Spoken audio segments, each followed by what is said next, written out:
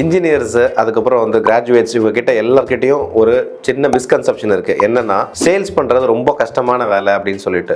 So first விஷயம் என்ன புரிஞ்சுக்கணும்னா, ஏன் இது கஷ்டமான வேலை அப்படின்னு சொல்லிட்டு மெஜாரிட்டி ஆஃப் த பீப்புளோட மைண்ட் செட் என்னன்னா, என்னால் இதை செய்ய முடியாது, என்னால் இந்த ஃபீல்டுக்குள்ள வரவே முடியாது அப்படிங்கிறது தான் அவங்களோட மெயின் ப்ராப்ளமே. பட் உண்மையை சொல்லணும் அப்படின்னு சொன்னா, நம்ம எல்லாருமே சேல்ஸ் பண்ணிட்டு தான் இருக்கோம். நம்ம வந்து பிறந்ததுலேருந்து இறக்குற வரைக்கும் கண்டிப்பாக சேல்ஸ் பண்ணியே ஆகணும். அண்ட் நம்ம சம்டைம்ஸ் வந்து தெரிஞ்சு சேல்ஸ் பண்ணுறோம். அதனால நிறைய பேர் அதில் அந்த ப்ரொஃபஷனில் பயங்கரமாக ஏர்ன் பண்ணுறாங்க.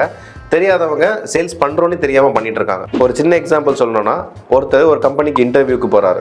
ஸோ அவர் அங்கே என்ன பண்ணுறாரு, அவரை அங்கே விற்க பார்க்குறாரு. என்ன சொல்கிறாரு, அவரோட கேப்பபிலிட்டிஸ் பற்றி சொல்கிறாரு, அவரோட சேல்ஸ் ஸ்கில்ஸ் பற்றி சொல்கிறாரு.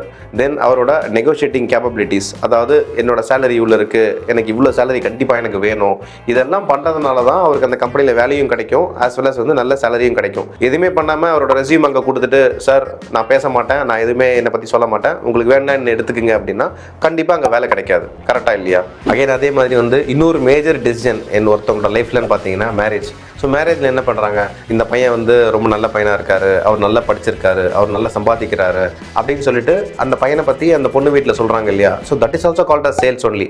சேல்ஸ் அப்படிங்கிறது it's our part of life. So கண்டிப்பாக நம்ம வந்து வாழ்க்கையில் நம்ம எவ்வளோ தூரம் நம்மளை செல் பண்ணுறோமோ அப்படி தான் நம்ம வாழ்க்கையில் முன்னேற முடியும். அண்ட் செகண்ட்லி பார்த்தீங்க அப்படின்னு சொன்னால், ஒரு organization you take or name any industry or any company, அந்த ஆர்கனைசேஷனை ஹெட் பண்ணுறது யாருன்னு பார்த்தீங்கன்னா அவர் சேல்ஸ் பேக்ரவுண்டில் இருக்க பர்சனாக தான் கண்டிப்பாக இருப்பார். So majority of the industries நான் பார்த்த வரைக்கும் சேல்ஸில் இருக்கவங்க தான் அந்த பர்டிகுலர் கம்பெனியை ஹெட் பண்ணுறாங்க. ஸோ அதனால் sales is a very highly paid profession. நீங்கள் சேல்ஸ் ஃபீல்டுக்குள்ளே போகணும் அப்படின்னு சொன்னால் கண்டிப்பாக மற்ற ஃபீல்டு மாதிரி இந்த ஃபீல்ட்லையும் நீங்கள் நிறைய விஷயங்களை கற்றுக்கணும். ஸோ ஃபர்ஸ்ட் திங் வந்து read lot of books which is related to sales. Second, if possible go through lot of online courses related to sales. third thing வந்து என்னன்னு பார்த்தீங்கன்னா, ஒரு கம்பெனியில் சேல்ஸில் ஒர்க் பண்ணுங்க. ஒரு 1 or 2 years நீங்கள் ஒர்க் பண்ணீங்க, அதோட எக்ஸ்பீரியன்ஸ் நீங்கள் கேதர் பண்ணிட்டீங்கன்னா தென் சேல்ஸ் மாதிரி ஈஸியான ஒரு ஒர்க் உங்களால் வந்து வேற எந்த ஃபீல்ட்லையுமே பார்க்கவே முடியாது. ஸோ என்னோட 25 years ஆஃப் எக்ஸ்பீரியன்ஸில் நீங்கள் பார்த்தீங்கன்னு சொன்னால், என்னோட சேல்ஸ் ஸ்கில்ஸை நீங்கள் ஓரமாக எடுத்து வச்சிட்டோம் அப்படின்னு சொன்னால் கண்டிப்பாக நான் நீங்கள் என்டர்பிரனராக இருக்க முடியாது.